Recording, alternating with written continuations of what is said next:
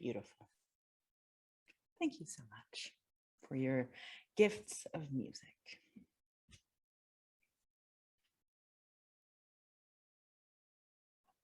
I always title my sermons with the best of intentions. And this sermon, I had a great provocative title, Oh My God, the Art of Soul Listening. And I was going to do this cool explication of the phrase, oh my God. But over the course of the week, that bit of the sermon just continued to work its way out of the message. So if you want to hear that explication of, oh my God, you're going to have to wait a couple of weeks because it will make an appearance, but not today.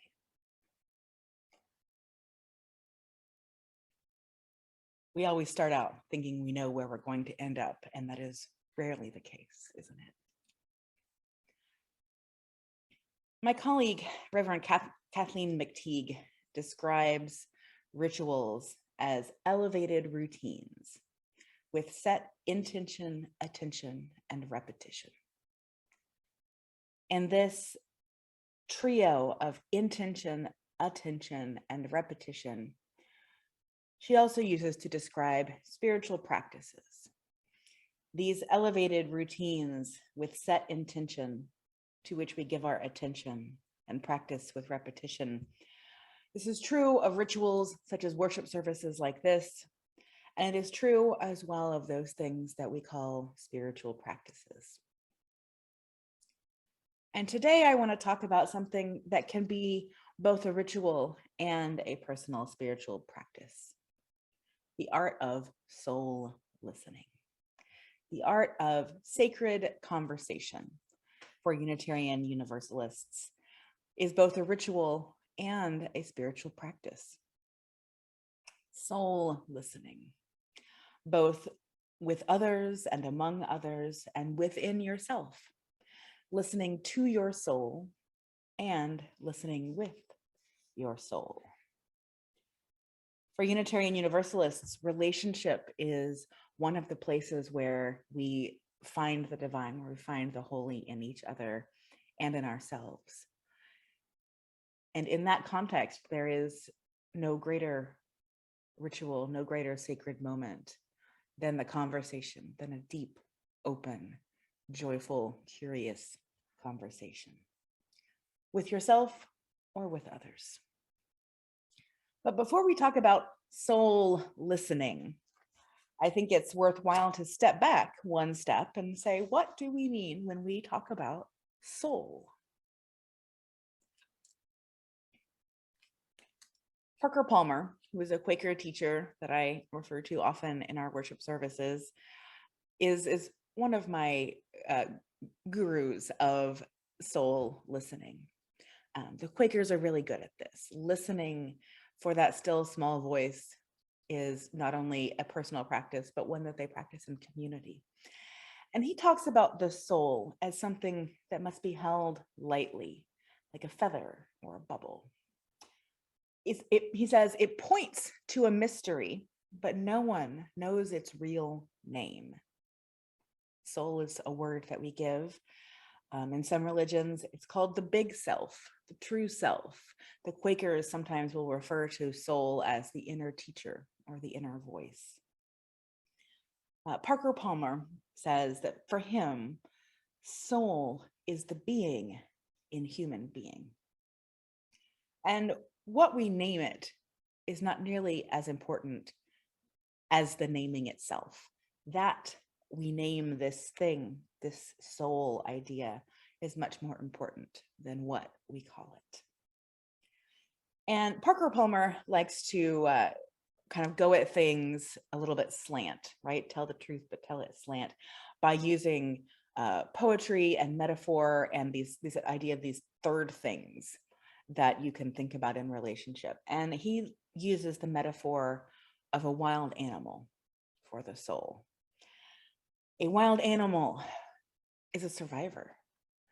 They know a wild animal knows how to survive in difficult places where there is inadequate nourishment or danger.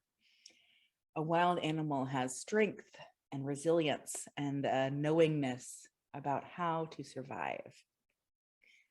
And people will often talk about, when they're talking about a difficult circumstance or a choice, they will say, there was something inside of me that kept me going, that survival instinct of the wild animal of the soul. But a wild animal is also very shy, very cautious. If you want to find a wild animal, you don't go crashing into the woods going, hey, wild animal, right? You go in quietly. You sit quietly. You listen. You wait. My wife tells a wonderful story about her dad, who was a bit of a nature whisperer. And he would go on these fishing trips to the same island. I'm sorry if I get any of the details wrong, say. But he'd go to this island and he would sit, and he would always bring a can of potted meat. And he would go and he would put the can of potted meat out on a little hillock. And he would sit and he would wait. And if he waited long enough and quietly enough, a little fox would come up and start eating the potted meat. Over time, he had been patient enough. He had repeated this intention of relationship with the fox enough that the fox had learned that it was a safe place for it to come and be fed. And how perfect is that? Waiting for the soul to show up. Parker Palmer says, to see something so original, so wild, so natural, so elemental, I think for most of us, that is something we will never forget. I am sure that many of you can think back to a moment in your life where your soul spoke to you clearly. Where did you go to find it? In what dark place was it hiding? And what entices your own soul into the light? What is it hungry for?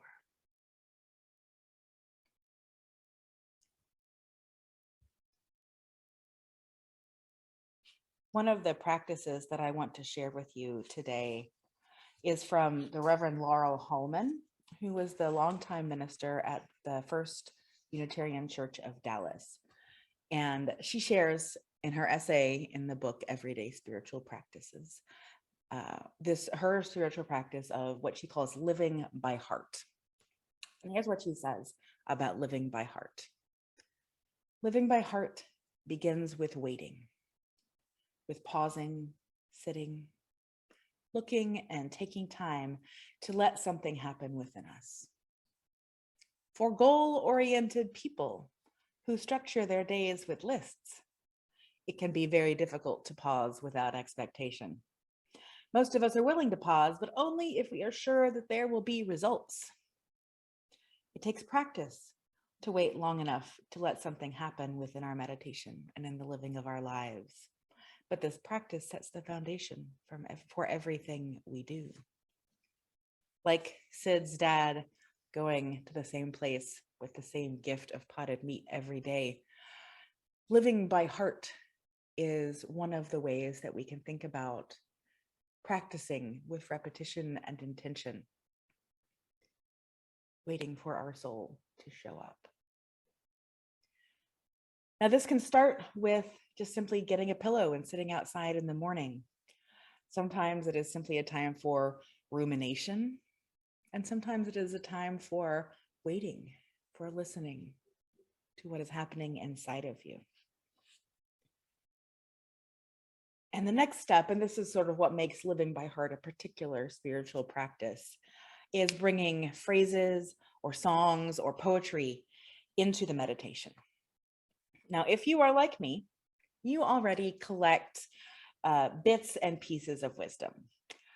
The quotes that we post on our refrigerator door or our bulletin boards, the poems that we might tuck into our wallet. I used to carry an envelope that had like 8 or 9 poems in it, and then I downgraded to a smaller purse. And it doesn't live in there now, but it lives in here because of the many times that I was able to pull it out. And you choose these words to be a part of your life. Living by heart also means learning these words by heart and letting them live within you. This process is, she says, this process is different than rote memorization. This is an opportunity to let wisdom words sit with you. And maybe you read the same poem every day for a month. Maybe you find different things every day. But the memorization of the wisdom words so that they live inside of you and are accessible whenever you need them is part of this particular practice. She says, by learning poetry by heart, we absorb the words into our very beings and let our deepest selves respond to them. As we live with the words, they become part of the fabric of our daily lives. And over time, as events and circumstances change, the way these words will speak to your soul will change. And much like Parker Palmer's appreciation for approaching the soul in a kind of indirect way, these poems provide a third thing in conversation with yourself, with your own soul, with your own inner teacher. The benediction today is an example of one such poem for me. So just keep that in mind as we go forward. But soul listening is not just about listening to your soul. It is also about listening with your soul. Earlier in the service, we heard a couple of stories that for me are examples of the way we can listen with our souls. We heard a story about a snail and a caterpillar that did not have the same lives, but had a deep appreciation for each other, which made them willing to listen and to learn and to grow. And then we heard the beautiful story about what happened at gate A4 from the poet Naomi Shihab Nye, who has one of the most beautiful, I wish I could see what she sees. Her poetry is absolutely beautiful. And I've used it multiple times in our services, and you will no doubt see it again. So we've seen a couple of examples of what it might look like to listen with your soul, to practice sacred conversation with others as a spiritual practice, not just with ourselves. So I want to try something rather than digging right into, here are some ways that you could have those conversations. We'll get there.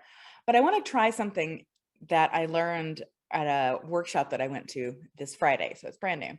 It's called Chat Lava. Now, if you ever played the game Lava in your house or had kids play it in your house, in the game, you have to stay on the furniture and you can't touch the floor because the floor is made of lava. In Chat Lava, the enter button is the lava, right? So you can't touch the enter button while you're playing Chat Lava. All you can do is type in the chat and wait for the game to end before you hit enter.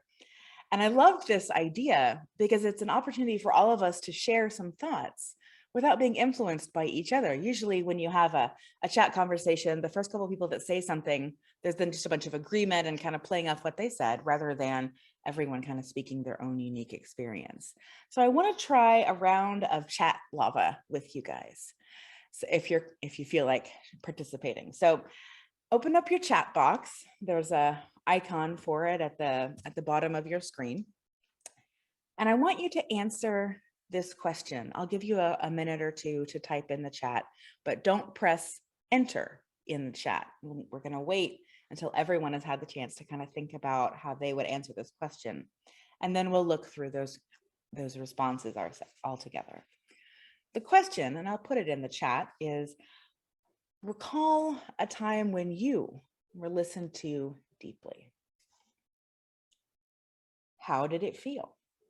And what does this remembering call you to do?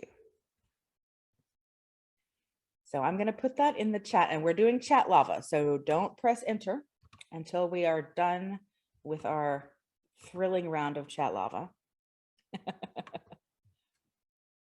Recall a time when you felt listened to deeply. How did it feel? And what does this remembering call you to do in your own life, in future listening? How did it feel? What does this call you to do?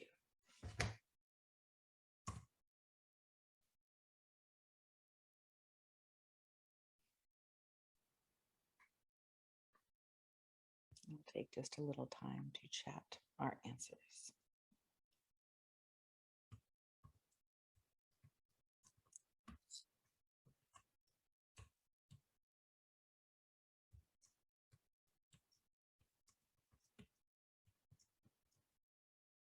Sorry if you hear my typing, I'm trying to type very quietly.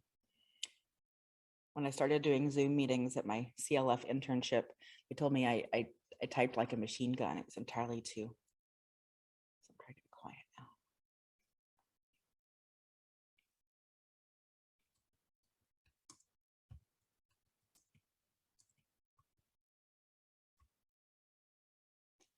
Give you just a few, about 30 seconds to finish your thought.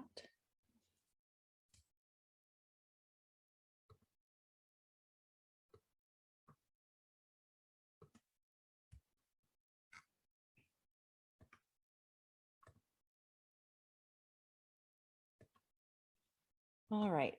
So at the end, we are now ending chat lava. So go ahead and press enter. Oh, good. I'm so glad you all participated. Let's take a minute and look through some of these things.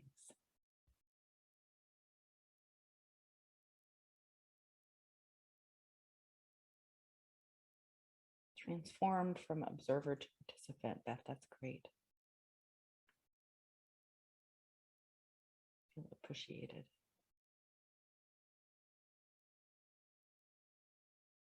Called me to find connection and listen more deeply to others. Feeling honored.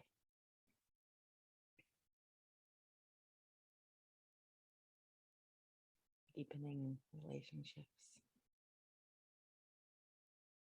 Made me feel like I mattered, like my existence mattered.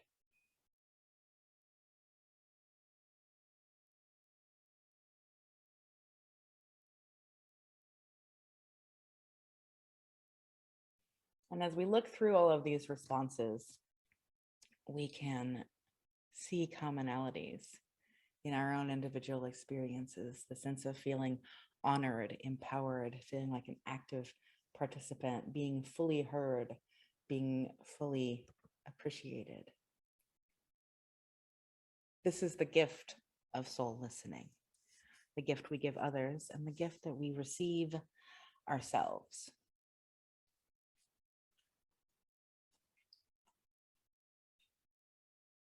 So going forward, we have a sense of what these intentional, sacred conversations look like, because many of us have experienced them in our own lives. Parker Palmer, who I talked about earlier in the service, gathers these groups together and he calls them circles of trust. And the entire purpose of these circles of trust is to create a ritual experience of deep appreciative listening. And he says that these are groups for no fixing, no saving, no advising, and no setting each other straight, which are great guidelines to use. The purpose of this conversation is not to fix a problem. It is not to rescue someone from their circumstance. It is not about correcting a problem that is going on with them. It is fully in support of our intention to help each other listen for inner truth. When we ask questions, they're not questions that we know the answer to. We're not sitting there going, oh, I know the right answer to this, and I'm going to see if this person gives it back to me. We're not ascribing or making assumptions about the other person. We're not skipping ahead in the conversation to our part, because our part at that moment is to listen.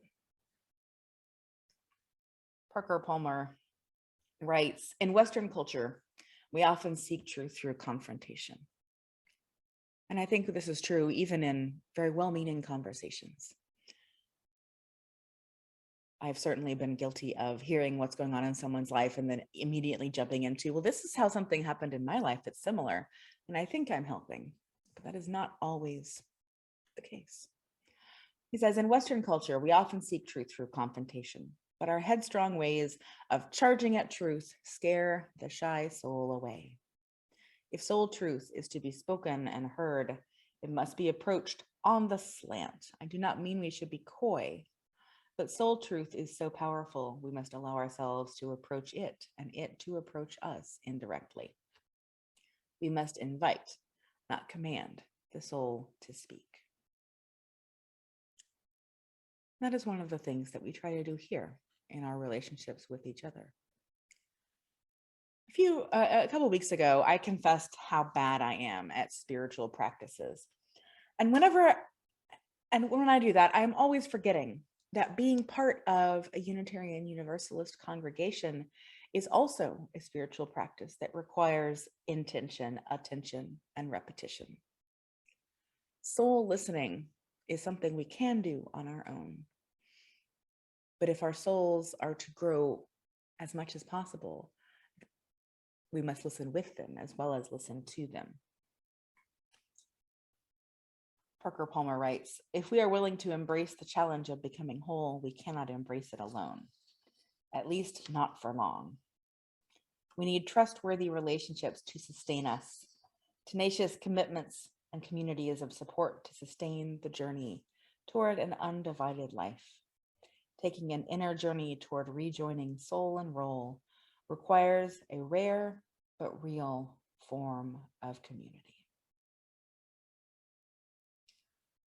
Soul listening provides moments of integration, containers for processing and experiences of both clarity and challenge, sometimes at the same time.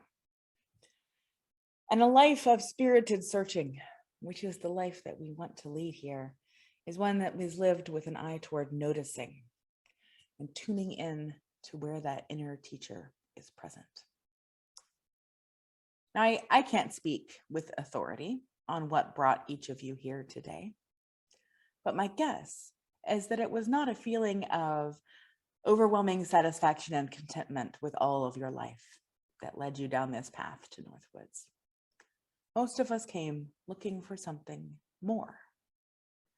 More relationship, more understanding of your own heart, more answers for your kids and a place for them to ask their own questions, more heart, more spirit, more soul.